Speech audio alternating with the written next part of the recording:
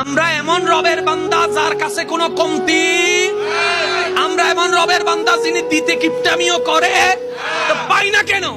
নেওয়ার মতো নিতেও জানি না, চাওয়ার মতো চাইতেও জানি না। যখন এই হাত তুলি আল্লাহুম্মা আমিন,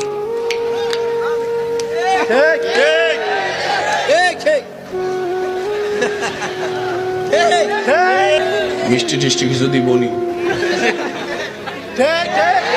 আবার চাইতেছে কেমনে করে, আল্লাহ আল্লাহুম্মা আমিন, আল্লাহ আমার এটা দাও, ওইটা দাও, ওইটা দাও, ওইটা দাও, ওইটা দাও, একটা লিস্টি কইতেছে, এইটা দাও, ওইটা দাও, ওইটা দাও, ওইটা দাও, ওইটা ওইটারও বাড়ি মাইয়াটা একটু লাইন করে দাও। আল্লাহ কই এটা কিটা করছ তুই?